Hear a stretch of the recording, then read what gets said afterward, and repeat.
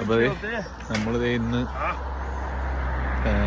ക്ലോണ്ടാൽക്കിൻ ഏരിയയിൽ വന്നപ്പോഴത്തേക്കും പ്രാവിനെ കച്ചവടം ചെയ്യുന്ന ഒരു പരിപാടി നമ്മൾ കാണിച്ചു തരാം എങ്ങനെയാന്ന്. യൂറോപ്പിലുള്ള പ്രാവ് കച്ചവടം.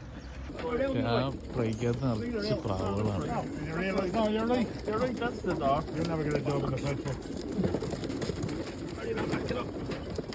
ചാരപ്രാവുകൾ, ചോക്ലേറ്റ് രണ്ട് റെയർലി, പക്ഷെ ചാരയാണ് കൂടുതൽ.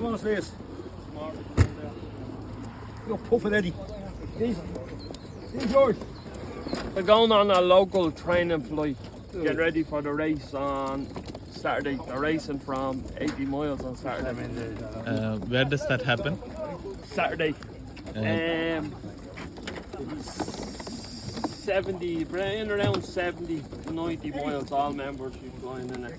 എല്ലാം റേസിന് പോകുന്ന പ്രാവുകളാണെന്നാണ് പറഞ്ഞത്. സാറ്റർഡേക്ക് വേണ്ടിയിട്ട് ഒരു ചേമ്പറിൽ നിന്ന് ലോക്കൽ ഫാമേഴ്സിൻ്റെ നിന്ന് മേടിക്കുന്നതാണ്.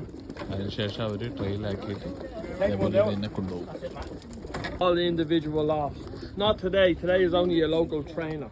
സോ ഇത് ഒക്കെ ഈ ഏറ്റവും കൂടുതൽ നേരം പറന്ന് നിൽക്കുന്ന പ്രാവുകളും അതുപോലെ തന്നെ റേസിന് വേണ്ടിയിട്ട് വിടുന്ന പ്രാവുകൾക്കും വേണ്ടിയിട്ടുള്ളതാണ്.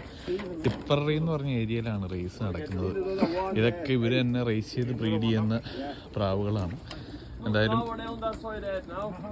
ഞാൻ ആദ്യമായിട്ടാണ് ഇങ്ങനെ ഒരു പ്രാവിൻ്റെ പരിപാടി കാണുന്നത്.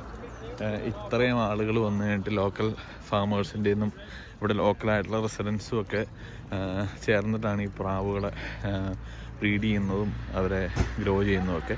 അപ്പോൾ എൻ്റെ പുറകിൽ കാണുന്ന ഈ കാറുകളെല്ലാം ഈ പ്രാവുകൾ കൊണ്ടുവന്ന കാറുകളാണ്.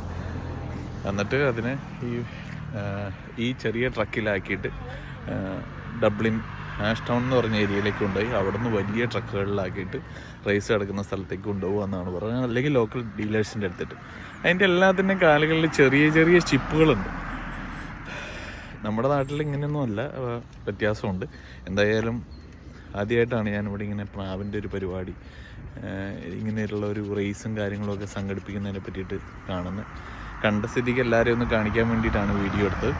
ഇഷ്ടപ്പെട്ടാൽ ലൈക്ക് ചെയ്യണം, ഷെയർ ചെയ്യണം, സബ്സ്ക്രൈബ് ചെയ്യണം നമ്മുടെ ചാനലിൽ കൂടുതൽ വീഡിയോകൾക്കായിട്ട്.